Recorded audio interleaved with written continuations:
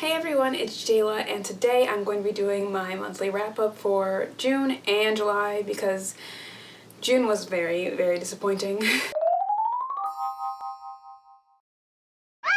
I decided to include June in my July wrap-up just because I read like one book. It was one book. I read one book in June, and that was The Three-Body Problem by Cixin Liu. It's a science fiction book about, well, I honestly can't even tell you what it's about because that's how confused I was while reading it, but I will try my best to.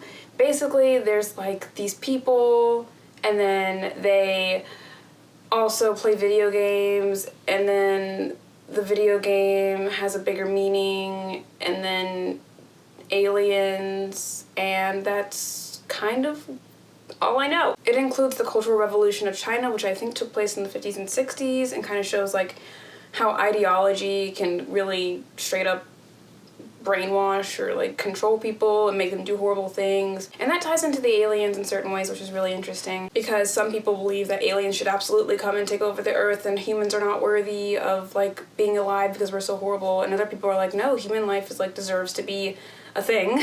It deserves to live, and we can learn from our mistakes and move forward, even though like thousands of years of existence have proven that we really don't move that far forward when we get the chance. But I'm not for aliens coming and killing me personally, but I do think that they do be spitting some facts about why we are all trash. If you're interested in kind of seeing this talk about the fate of humanity and whether we deserve to be alive or not, I would say give this a read.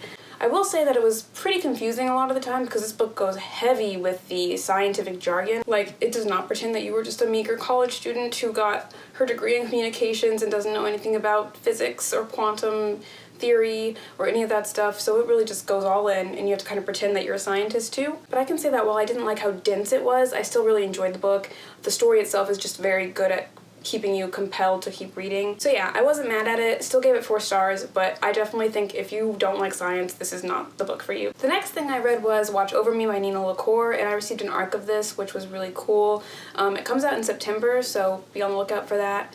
I gave it 3 stars because I felt like the story was really, really good. I love Nina LaCour's writing, she's so talented, and she's really, really good at writing sad girls. But for me, this one didn't really hit as much as the previous Nina LaCour book that I've read, which is We Are Okay. So Watch Over Me is about this girl named Mila who has come out of a very, very bad home life. I think she spends a year or a few years in foster care, and then after high school graduation, she decides that she wants to go work on a farm, kind of working as a teacher helping other foster care children. So yeah, there's this really cool farm setting, and it's interesting because it takes in all of these foster care system kids, and they work as like, you know, it's a family, but also helping educate them and having them do stuff around the farm and stuff like that.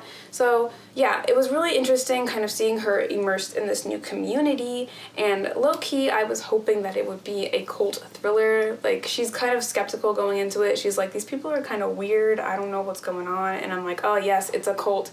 But it's not a cult. It's not like that at all. And I love how Nina LaCour writes about loss and just grieving, learning to love yourself, healing from like trauma that you've experienced in the past. And I like that there was kind of this element of magical realism to it, or like paranormalcy to it.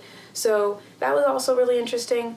But for me, it was only a 3-star because I just felt like we didn't really get as far as we needed to with the character of Mila, and that the ending was kind of rushed.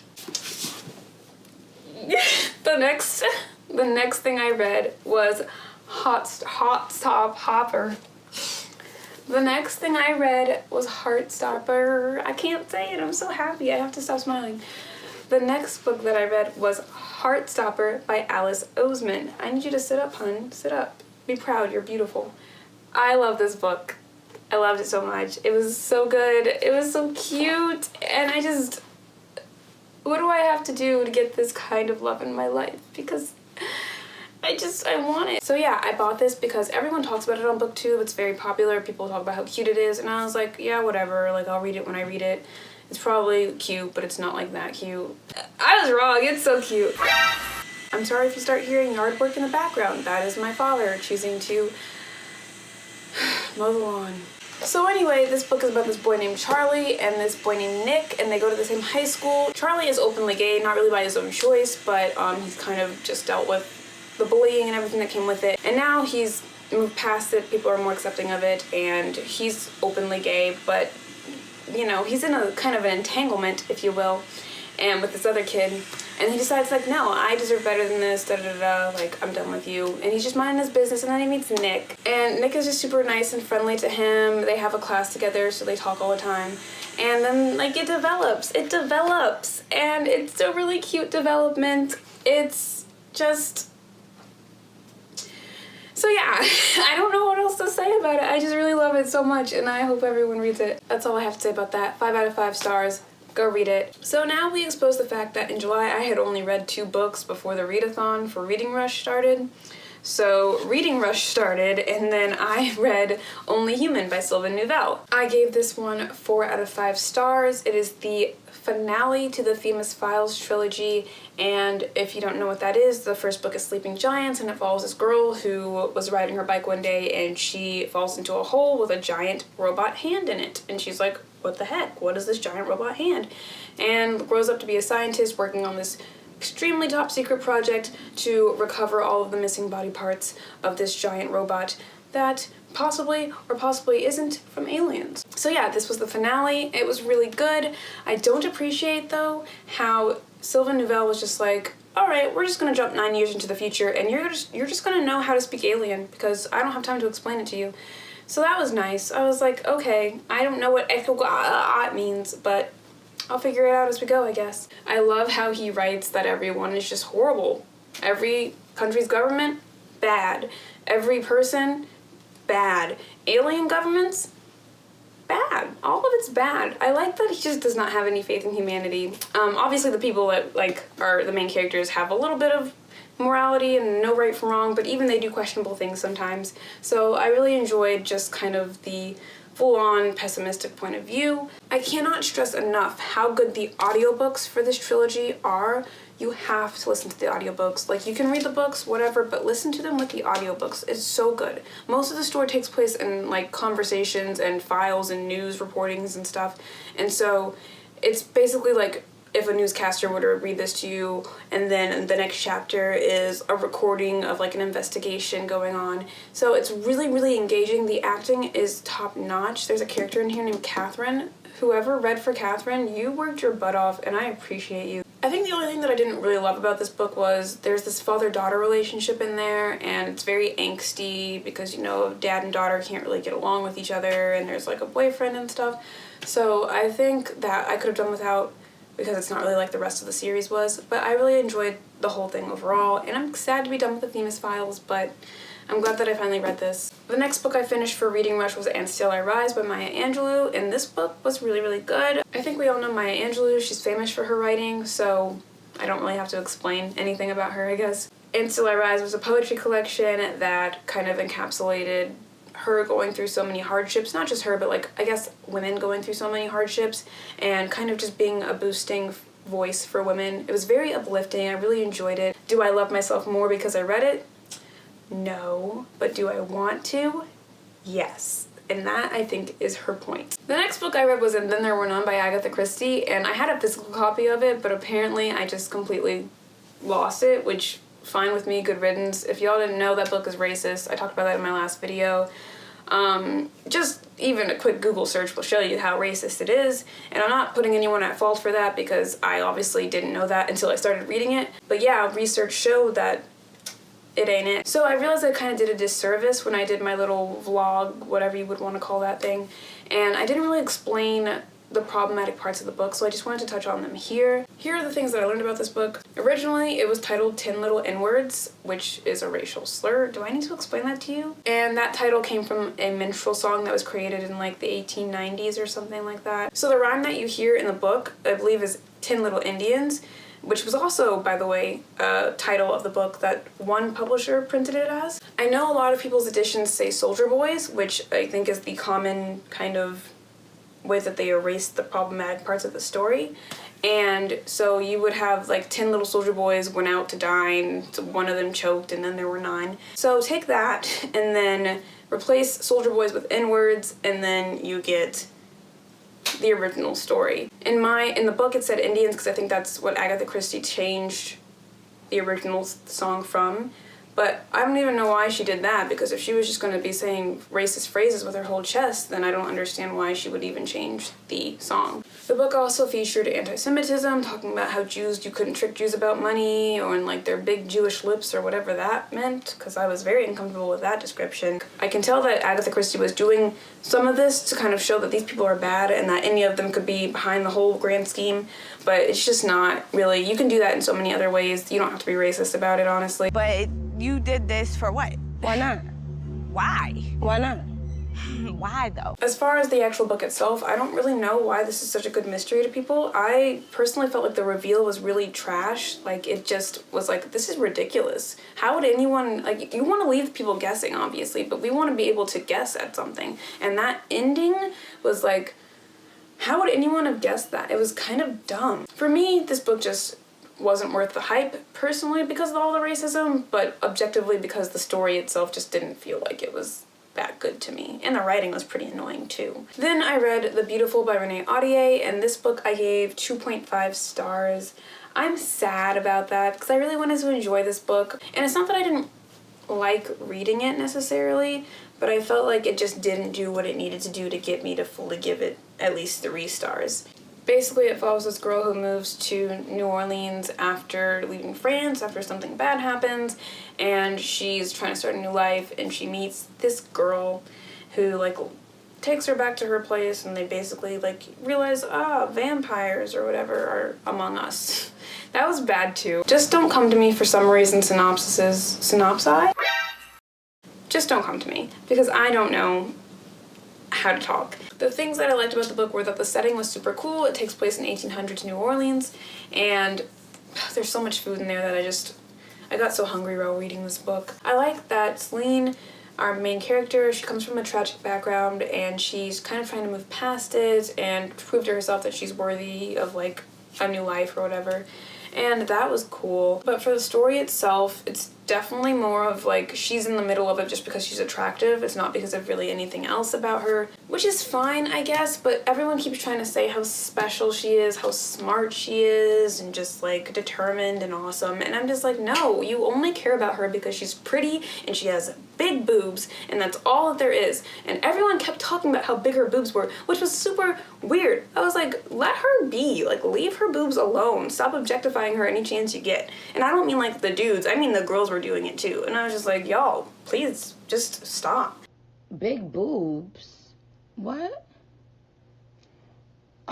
Child. Anyway, so I think she is really brave, which was definitely something that was trying to be like pushed at you in the story. But overall, I was just like, okay, I just feel like the story isn't really anything special. Okay, so the last book I read in July was Purple Hibiscus by Chimamanda Ngozi Adichie, and this book was so good. She strikes yet again as one of the best writers that I've ever read, had the privilege to read. This book is about a girl named Kimbili who is living in Nigeria in a very wealthy family. Her father is very respected in the community, and he's known for doing all these great things, while at home it's kind of a different story. And even though he says he's doing everything that he does in the like name of love and for God, it's just kind of very bad behavior. So she gets the opportunity to go live with her aunt for a bit, and it helps her kind of understand the world in different ways and understand the nuances of the world. So I really enjoyed getting to live through Kimbili's eyes and see how she is changing and subtly, very subtly, forming new ideas and getting her own opinions. Because before she was doing everything to get her father's approval, and she slowly starts to like kind of think for herself. And I really appreciated that gradual character development. The book was really good, the writing was beautiful and heartbreaking, and definitely a good read if you want to learn more about Nigerian culture, politics, attitudes in the community, religious intolerance. European colonialism was a huge thing in this book, and I think everyone should read about that. I'm adding this one as a new favorite book. I totally would recommend it, and I'm glad that I can end this video on a very positive note. Look at that. So sorry, I forgot to mention that I have a special guest for this wrap-up, and that is my sister Jasmine, who read The Female of the Species by Mindy Mcginnis, and she would like to share what she thought about her favorite book of the month. Please stay tuned and enjoy the show. Goodbye. Hello everyone. My name is Jasmine, and I'm Jayla's sister, and I'm the special guest for today's episode for Jayla's What month is this? July wrap-up. Just take a look at me and comment below whether you think I'm older or younger than Jayla. Okay, so the reason I wanted to guest star on Jayla's wrap-up this month is because I actually did a lot of reading this month. I don't know if Jayla talks about me ever. She probably doesn't. I also like to read and I enjoy reading books. So this is my bookshelf. Ta-da! Obviously not as extravagant as Jayla's. I read 7 books this month. And there was one book in particular that I actually wanted to talk about and give a review of. So that's what I'm going to be doing. I'm sorry I'm not as professional as Jayla. But I wanted to talk about this book right here. It's called, oh, do you do this? This is how you do the swatch. There we go. It's called The Female of the Species by Mindy Mcginnis. I wanted to talk about this book because when I first started reading it, I was really confused. And not confused like what's going on, confused like what is this author talking about. Her writing style. Mindy's writing style is very wordy. That's a good word to describe. It's very wordy. She throws words in there and she'll have one sentence that'll have like 50 words and it'll be a 50-word sentence and I'll be like, wow, I really don't know what you just said because you took so long to say it. So I was really just like not into her writing style at all. And then I kept reading. So it was hard to get around it at first. Like, obviously I pushed through it. I would just have to reread sentences just to understand what she was talking about and like try to figure out why she threw these big words in the sentences. Once I actually got past her writing style, I actually really started to enjoy this book. And I personally don't believe in spoilers, but I know some of the booktube community don't enjoy spoilers, so I'm going to try to review this book without telling you anything that happened or spoiling it. Basically, stories about a girl named Alex whose sister was murdered, I think it was 2 years ago, and everyone at school pretty much knows her as the girl who has a dead sister, or the girl whose sister is murdered. And she's not really popular at school. I mean, everyone knows her because of her sister dying. But other than that, nobody really talks to her. She doesn't really talk to people or interact with them. So nobody really knows anything about her. And then her senior year, she has to do this volunteer work for like credits. And the second character... Oh, I'm sorry. I heard a lot of talking. I was very confused. Now you know how to feel. And so the second character, who is PK, which stands for Preacher's Kid, you find out her real name in the book, and it's like, ooh. Her name, they call her PK because she's a preacher's kid.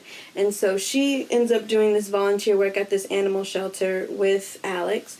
And because they end up working together, you know, they start interacting with each other, and slowly a friendship starts to form between the two of them. And then the third character is Jack. He ends up having a conversation with Alex for the very first time. He's really intrigued by this girl. He's really interested in getting to know this girl because she's so different. Ooh, she's not like other girls. but yeah, so basically between the two of them, a relationship forms as well. I don't think this is a spoiler because it's in the description. It says Alex Kraft knows how to kill people. She kills people. Specifically, she kills men who are better off dead anyway. And oops, shouldn't say that. But basically, she kills people who commit heinous crimes like sexual assault and rape and things like that. It's basically her navigating these new friendships that she's forming, these new friendships and this new relationship that she's forming, because she just sees herself as this violent person who's, it's better for her not to have friends and things like that because she murders people. And I personally really liked the book because I liked how gradual the relationship building was. I liked how they spent time together and their interactions together, and I don't know, it just felt like I really liked the book. Personally, the ending is what really, really, really made me like the book, because, like I said, I'm going to try not to spoil it, but the ending really threw me for a loop. It was crazy. I was like, what? So that's something that you should, if you decide to read this book, that's something you should look forward to, is finding out how this book ends, because it will not end the way you expect it to, and I can promise you that. The author did a great job building these characters and tuning into their emotions and figuring out how they feel. A lot of times you read a book and you feel like you don't really know the characters, or you don't really care for the characters. I actually genuinely started to care for these characters and the relationships that they built and the situations that they went through.